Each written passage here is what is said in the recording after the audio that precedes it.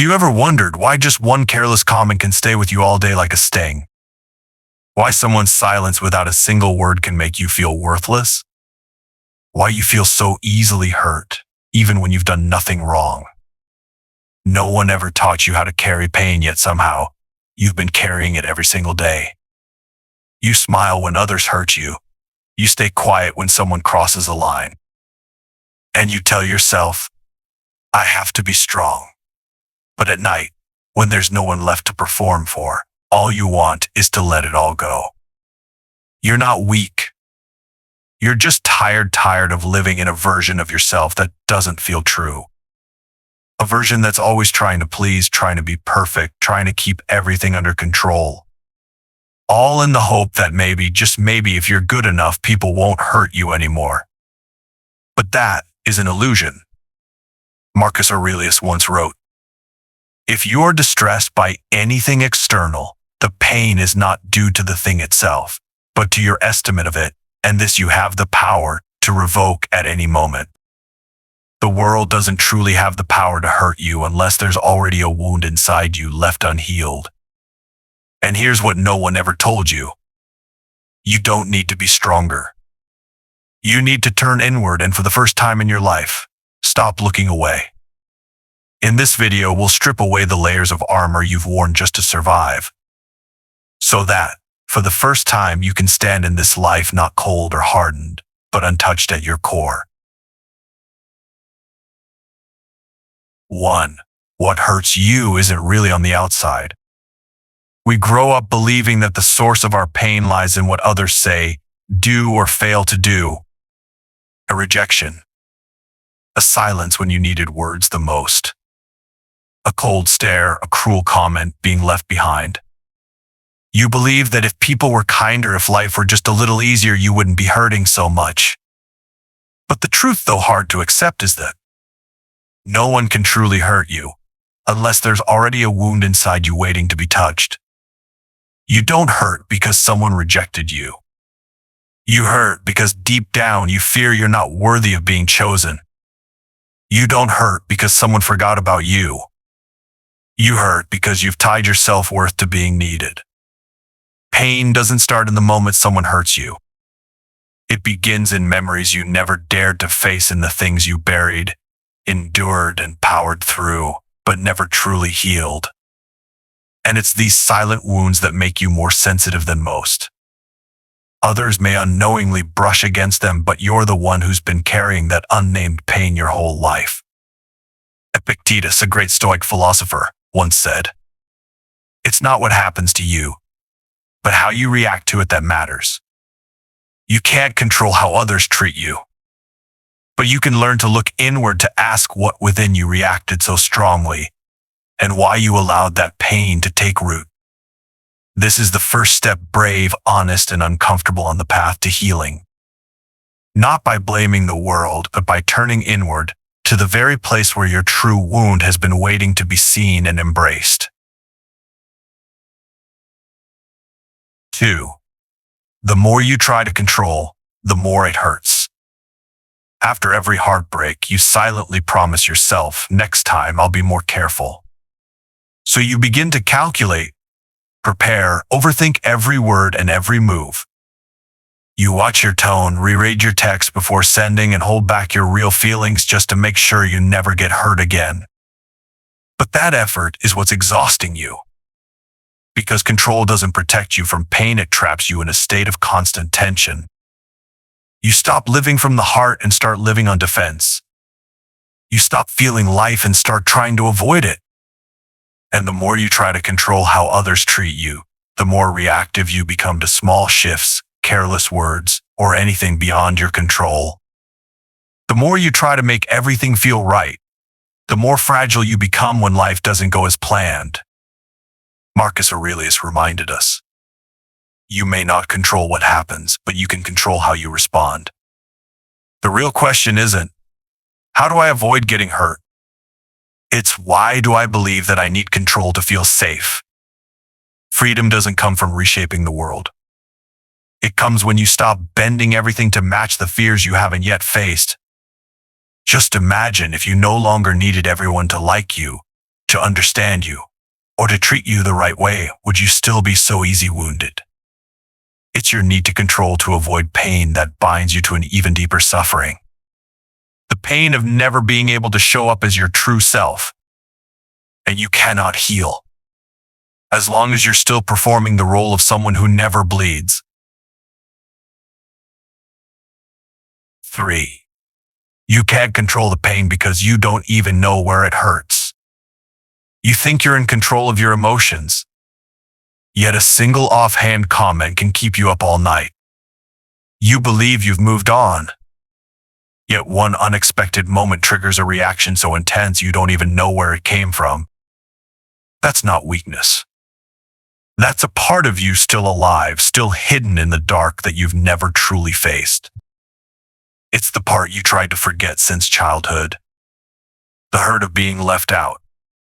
The anger you weren't allowed to express. The fear of not being loved, so you learned to please everyone, even as you were falling apart inside.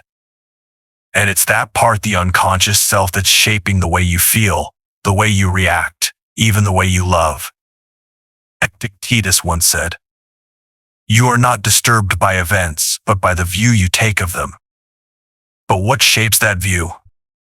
It's the memories you never dared to recall, the emotions you never allowed yourself to feel. You think the pain is caused by the outside world, but in truth you only hurt where you were already wounded. And when you're not aware of those wounds, they speak through your anger, your anxiety, your repeated patterns, those same relationships you promised you'd never return to. You think you're making conscious choices, but the part of you that remains unhealed is choosing for you. As long as you don't go inward, don't listen, accept and face that shadow within, you'll always be ruled by it. And you'll call it fate. The world doesn't need to change for you to stop suffering. You just need the courage to go inward, to the place where your pain began and where your freedom truly begins. 4. The more you avoid your emotions, the more they control you. From a young age, you were taught that tears mean weakness, that to keep the peace, you must silence your anger, that if someone hurts you, the right thing to do is to stay quiet. So, you learn to swallow everything, as if emotions were flaws to erase in order to be accepted, to be mature. But emotions don't disappear just because you ignore them. They don't die. They transform into something quieter, something more dangerous. Repressed anger becomes random irritability. Buried sadness turns into a hollow emptiness you can't explain. Unhealed wounds make you guarded, suspicious even in relationships that are real. The more you pretend to be okay, the more likely you are to collapse when no one's watching. Because what you've been suppressing is the truest part of you. Marcus Aurelius once wrote, "If you are distressed by anything external, the pain is not due to the thing itself, but to your estimate of it. And this you have the power to revoke. But you can't change your perception if you keep turning away every time emotion shows up. You can't heal your pain if you won't allow yourself to feel it. Contrary to what you've been told, strength doesn't come from shutting down your feelings. It comes from being grounded enough to feel them without being consumed by them. When you sit with your pain without running, pretending, or judging, you begin to set yourself free. You no longer need a mask. You no longer have to seem fine to be worthy of love. And in that moment, when you finally face yourself, you tap into a power that no one can take away. You don't become invincible by building walls. You become invincible when there's nothing left inside you that needs to be hidden, denied, or forgotten. 5. You become untouchable not by hiding, but by coming home to yourself. Most of us live as if we are two people. One we show the world rational, controlled, strong. And one we keep hidden, wounded, insecure, full of fear and doubt. We think that to be respected, we must deny our fear. That to be loved, we must hide our vulnerability. That to survive, we must cut off the parts of ourselves we deem not good enough. But that's what leaves you always feeling incomplete. Because you're only living half a life. And you spend so much energy trying to keep the other half from being seen. But you can't truly be strong if you are at war within. Marcus Aurelius never taught us to deny our emotions. He taught us to observe them without becoming their victim. Stoic philosophy is not about being cold. It's about being clear. It's about being able to face everything within you without judgment, without denial, without clinging. When you dare to face the parts of yourself you once rejected, the jealousy, the weakness, the anger, they stop controlling you.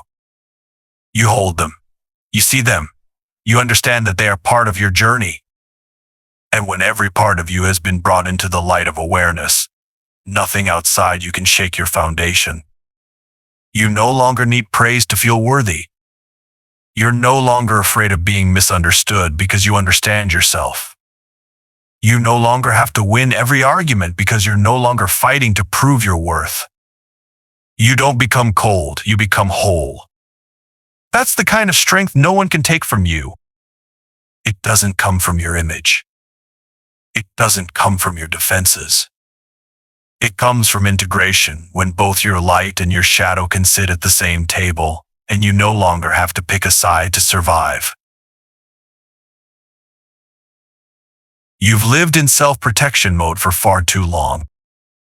You've learned to hide your pain, to act strong, hoping that if you're kind enough, smart enough, quiet enough, maybe no one will hurt you again. But that hasn't brought you more love. It's only made you drift further away from yourself. You don't have to keep living that way. No one can truly protect you from pain if there's still a part of you inside that's never been heard. And nothing outside you can break you if within you there's wholeness, clarity, and self-acceptance. Marcus Aurelius once reminded us, "Look within, for the wellspring of strength lies there, and it is always ready if you will but look." Real peace doesn't come from avoiding pain, it comes from turning toward it and no longer fearing it. You may still be rejected, misunderstood, even hurt, but you won't crumble. Because you're no longer living as a mask, you're living as a human being, full, whole, and real. You don't have to be perfect. You just have to return to yourself little by little, every day. And that is freedom. Freedom isn't the absence of pain.